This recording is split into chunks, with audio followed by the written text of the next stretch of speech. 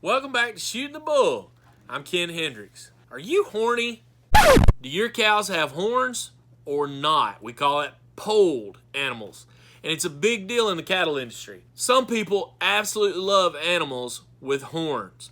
They like them because they use those horns to protect the babies and themselves from wild animals, beat down brush. And if you got some cows that are being turned out on, I don't know, like out west, sometimes on thousands of acres, it's a good way to keep your animals protected while you're not there to watch them every time. Horns also can make them easy to lasso if you're into roping. It can make them easy to bulldog, easy to lasso, a little easier to catch sometimes.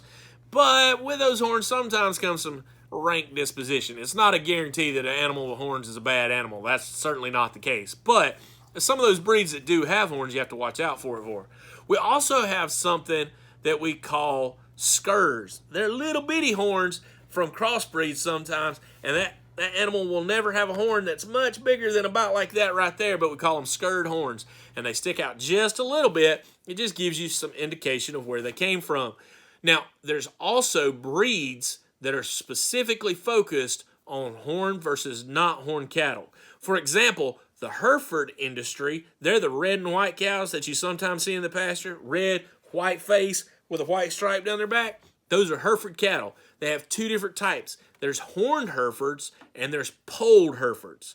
Polled Herefords knocked the horns off them jokers through breeding a while back, and polled Herefords tend to be used either for specific registered polled Hereford herds or for crossbreeding with black cows to get those pretty black white face mamas. Now, if you didn't know this, when you sell calves, if they got a white face on them, they get a 10-cent premium or more oftentimes. Kind of a big deal. Hereford also has a horned Hereford bull section. Now, some people like those horned Hereford bulls because they tend to have a little more growth, a little more vigor to them. We're really not sure why. I think it's just the bloodlines that tend to make up the two different breeds, and some folks just really like those horned Hereford cattle. I'm not necessarily one of them because I don't want any skirt horns. I just like mine completely polled, smooth on top of their head. We like them so that they look bald like an old man when possible.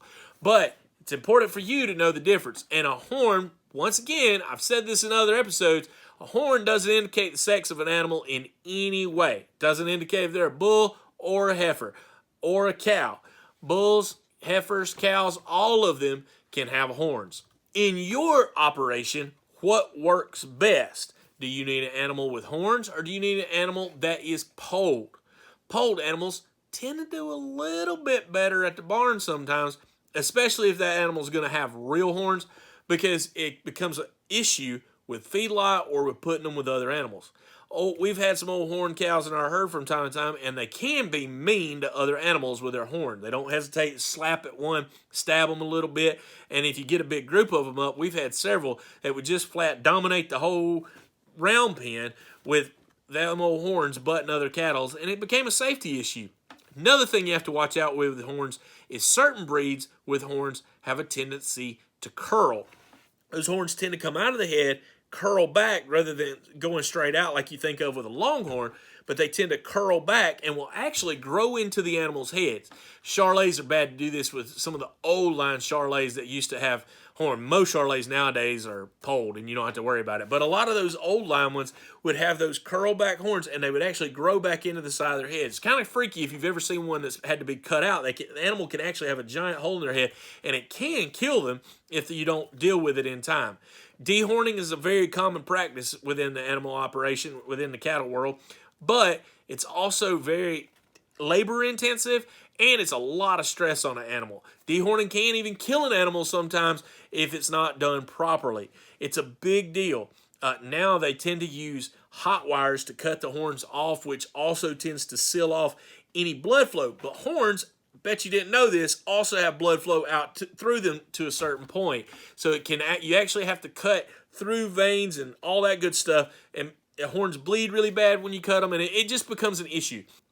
It's not severely vicious on the animal, but it is higher risk. You have to worry about infections, you have to worry about bleeding, you have to worry about a lot of things. And sometimes you just have to worry simply about the stress on the animal, because when we say stress, it's not necessarily that the animal's going into some sort of state of hyper excitement, but any sort of stress we put on an animal system means they don't gain as much weight, they tend to lay around more, and they're not eating. Just things that we have to pay attention to. So horned or dehorned is a big deal, and you need to know if you want horny animals or not. This has been Shooting the Bull, and I'm Ken Hendricks.